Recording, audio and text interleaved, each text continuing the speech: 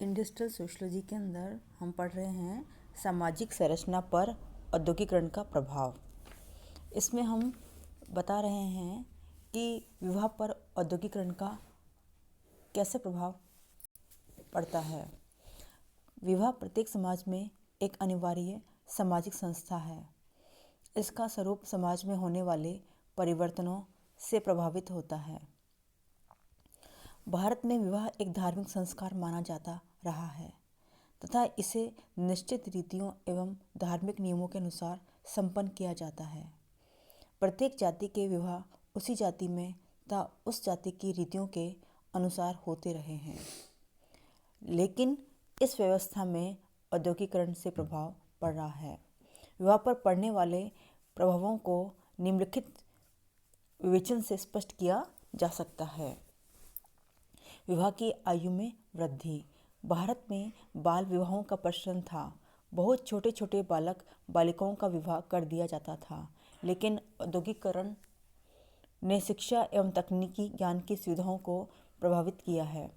उद्योगों में काम करने वालों में पश्चिमी सभ्यता का प्रभाव पड़ा है तथा अब औद्योगिक व्यवस्था में व्यक्ति का शिक्षित होना आवश्यक हो गया है। व्यक्तियों ने बाल विवाह के दोषों को समझा है तथा 20-21 वर्ष तक शिक्षित होकर योग्य बनना आवश्यक माना जाने लगा है, जिससे विवाह की आयु बढ़ गई है। सामान्यतः युवतियों एवं युवकों के विवाह 18 से 25 वर्ष की आयु में किए जाते हैं। विवाह अविवाहित रहने का चलन। औद्योगिक नगरों में अविवाहित रहकर भी कुछ लोग सामान्य जीवन व्यतीत करने की सुविधा रखते हैं। विवाह को धार्मिक एवं आध्यात्मिक दृष्टि से नहीं देखा जाता है। उद्योग में तथा उद्योग के बाहर अविवाहित व्यक्ति के सम्मान में कोई प्रतिकूल प्रभाव नहीं पड़ता है।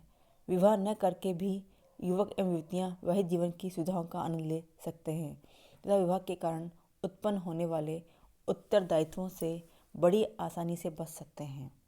अतः औद्योगिक नगरों के अनेक युवक एवं युवतियां अविवाहित रहने में कोई हर्ज नहीं समझते।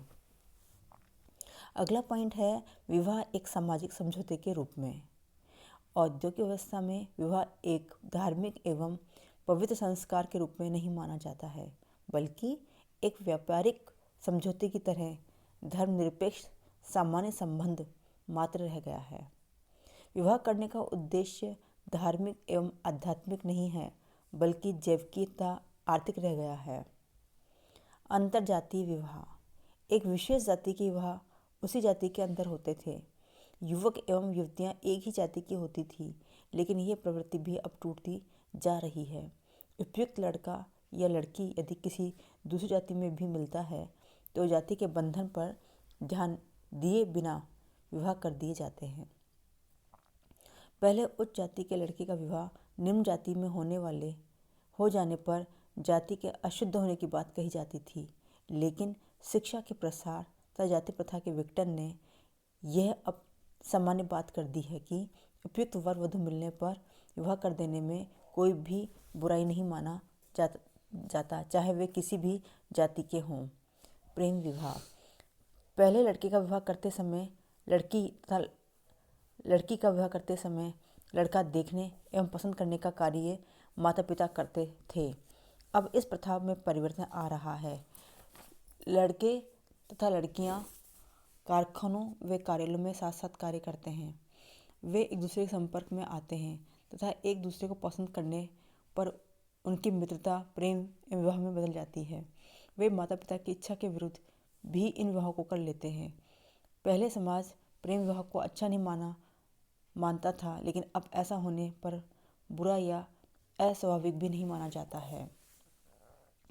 न्यायालय में विवाह धार्मिक रीति एवं व्यवस्था के अनुसार पंडित, मुल्ला या पादरी के द्वारा संपादित कराए जाते थे तथा एक निश्चित प्रक्रिया जैसे हिंदुओं में सगाई, लगन, दरवाजा, फेरे, कन्यादान व विदा आदि की रीतियों को पूरा किया जाता था।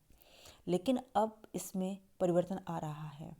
प्रेम विवाह करने वाले युवक युवती न्यायालय में एक निर्धारित स्टाम्प लगे दस्तावेज पर हस्ताक्षर करके विवाह कर लेते हैं। वे किसी भी धार्मिक परंपरा का पालन नहीं करते। विवाह विच्छेद का प्रचलन। पहले विवाह आजीवन के लिए होता था, तब उसे निष्ठापूर्वक जीवन भर का साथ रहकर अटूट बंधन मानते थे। पति पत्नी में परस्पर मतभेद हो जाने पर भी एक दूसरे का साथ नहीं छोड़ते थे, लेकिन अब पति पत्नी में मतभेद होने के अवसर बढ़ गए हैं। दोनों ही स्वतंत्र विचार वाले होते हैं, दोनों ही शिक्षित होते हैं तथा कमाते भी हैं, अतः एक दूसरे की दास्ता का या दबाव अनुभव नहीं करना चाहते। छोटे बड़े मतभेद बड़ा रूप धारण कर लेते हैं तथा उनका अंतर विवाह विच्छेद या तलाक के साथ होता है।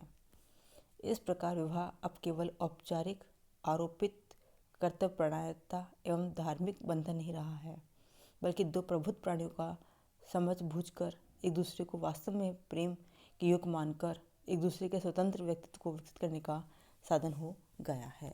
अगले अध्याय में मैं आपको परिवार पर औद्योगिकरण का प्रभाव बताऊंगी।